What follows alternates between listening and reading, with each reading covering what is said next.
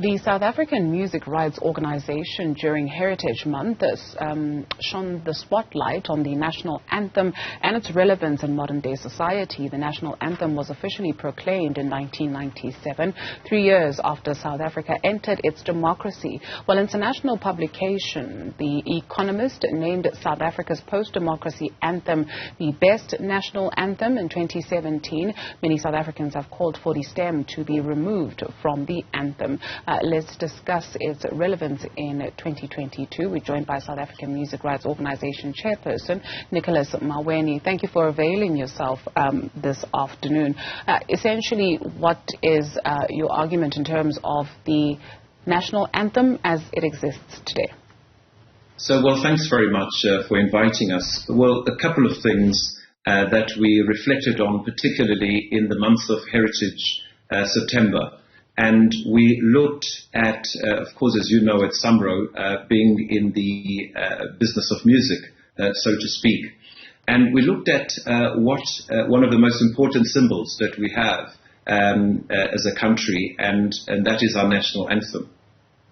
And a couple of things that we've noticed from it is that, one, often whenever the national anthem has been sung at a number of events, you either find people who don't want to sing the stem part of the national anthem, and then also because I guess it's associated with the former apartheid government. And then you also find a number of people who have not even made any attempts to learn the lyrics of Nkosi Sikelel' Afrika, which is a lovely hymn. And both of these songs, they really speak beautifully about the love of God and also the freedom. And we thought as SAMRO that maybe there is now the right time for us to find a way of focusing on how do we build the nation and also do a little bit more when it comes to social cohesion. Because what we picked up is our national anthem was very much a reconciliatory one. It combined these two different songs and made them into one. But now we can see that we don't need to be a reconciliatory, we now need to build one nation.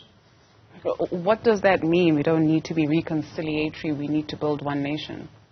Because for as long as we continue, because first, as you know, a national anthem is meant to be sung by people with pride. And at the moment, you don't have many people singing it. It's always embarrassing when you go to national events and you can hear that this is not the way it should be. When you hear people going very quiet on the stem, and when you see even some of them refuse to stand, and then you see the others really mumbling what is meant to be a national song when it comes to the Nkosi Sikelel' Afrika, purely because they cannot identify with this. So what we are calling on as SAMRO is there is an opportunity for us to discuss this matter as a nation.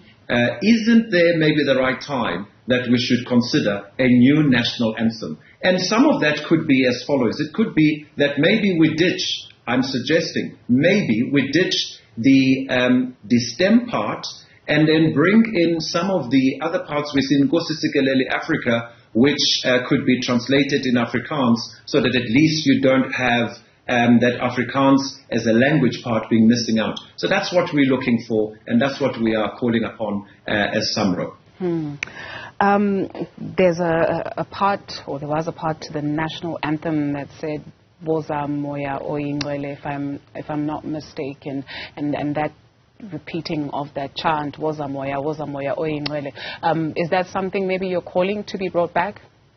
No, because, when the committee, so first, as you know, when the national anthem, there was a committee that was put together, I think in the early days, during when they were forming a government of national unity. And that committee, somehow, 2 or 3 of SAMRO members, board members, served on that committee. I think it was Professor Mzilikazi Khumalo, I know it was Professor Jeannie, and I know the likes of Richard Koch, to mention but a few. They served on that. So SAMRO has always located at the center of the national anthem to some extent. Then the part that was removed on the hymn of the one that you're referring to was Woza moya, because it was too it was much linked to the Christian faith. So I guess the likes of Professor Fatima Mir and Jewish faith and the Muslim community all asked to have that part removed, because it was obviously a bit unfair if you focus on one particular religion, because they don't call on the Spirit. And that was the reason for that.